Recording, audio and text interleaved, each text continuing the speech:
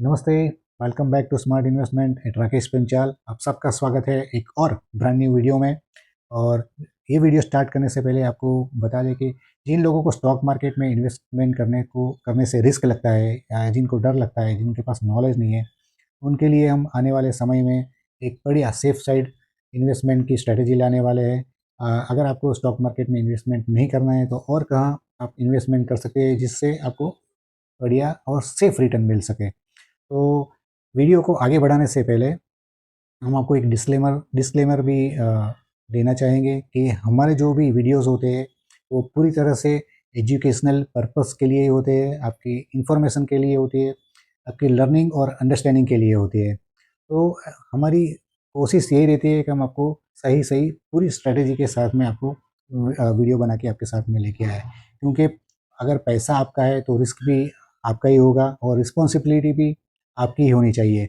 और अच्छे रिटर्न के लिए हम आपके रिस्क रिक्वेस्ट करेंगे कि आप एक अच्छे मेंटर को फॉलो कर सकते हैं या आपके पास एक अच्छा फाइनेंशियल एडवाइज़र होना चाहिए जिसकी जिससे आप जो इन्वेस्टमेंट कर रहे हो तो आने वाले समय में आपको वो बढ़िया रिटर्न दिला सके। तो चलिए वीडियो को स्टार्ट करते हैं। तो 2025 का जो साल है स्टॉक मार्केट में इन्वेस्टर्स के लिए कैसा रहेगा, ये बात करने से पहले हम आपको बता दें कि यूएस में एक संघी पहले आया था, वो गया और दूसरा संघी वापस आ गया।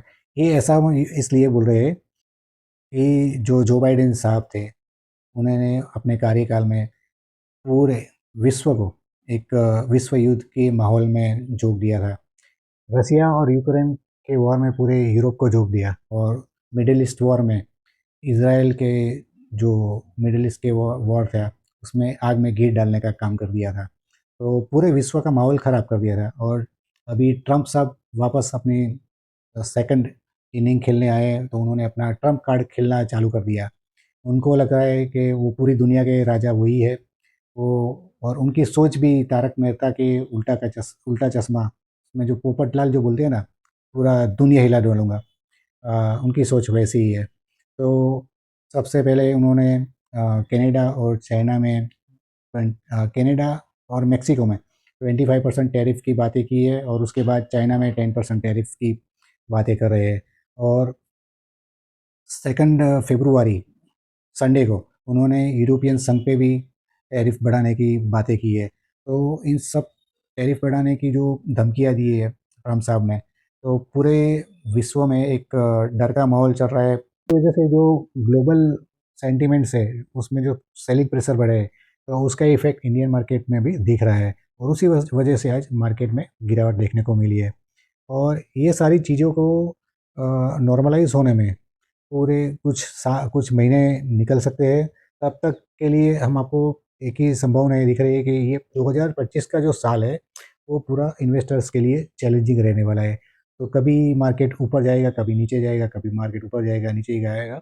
पूरा साल ऐसा ट्रेंड दिख सकता है। तो 2025 में एक और बात आपको बता दें कि जो इकोनॉमिक सर्वे हुआ है इंडिया का, उसमें भी जो जीडीपी का जो ग्रोथ का जो अनुमान लगा है वो कुछ 6.3 से 6.7 के बीच में रहेगा। तो ये जो तेज़ी से बढ़ने वाली जो इकोनॉमी थी एकदम से स्लो डाउन हो गई।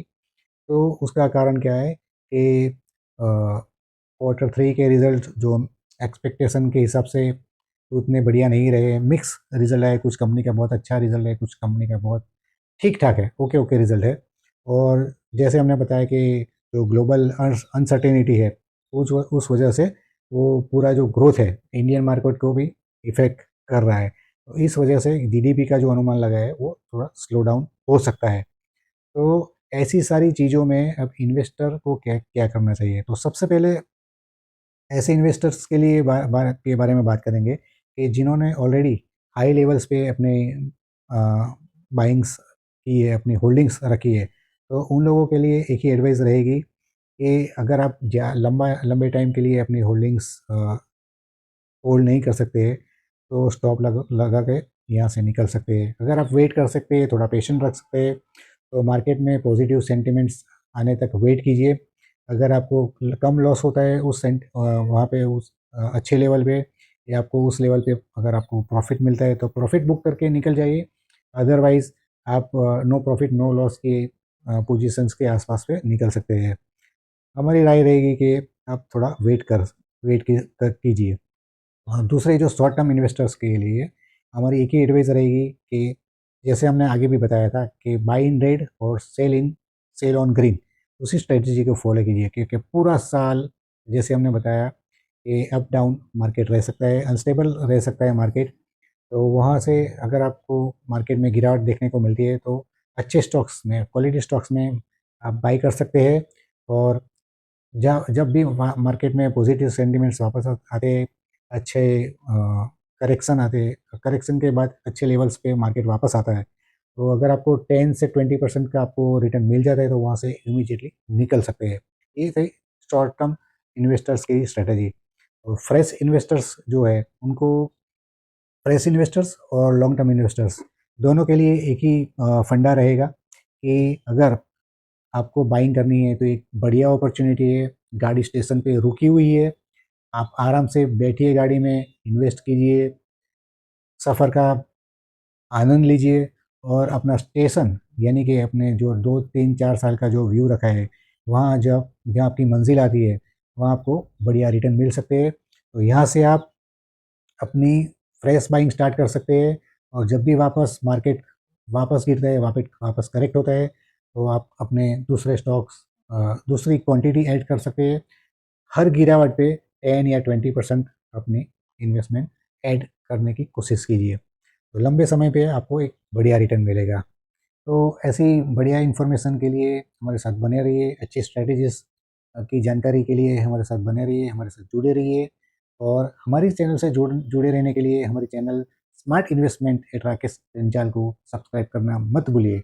अगर आप सब्सक्राइब करते हैं तभी आपको टाइमली अपडेट्स मिलेगी, और लंबे समय के लिए इन्वेस्टमेंट की स्ट्रैटेजी हम आपके साथ लेके आएंगे, अच्छे स्टॉक्स लेके आएंगे, अच्छी एनालिसिस लेके आएंगे, और आशा कोशिश करेंगे कि आपको बढ़िया रिटर्न की स्ट्रैटेजी आपको ऑन टाइम मिल सके। तो मिलती है अगले वीडियो में, till then bye, thank you, take care and नमस्ते।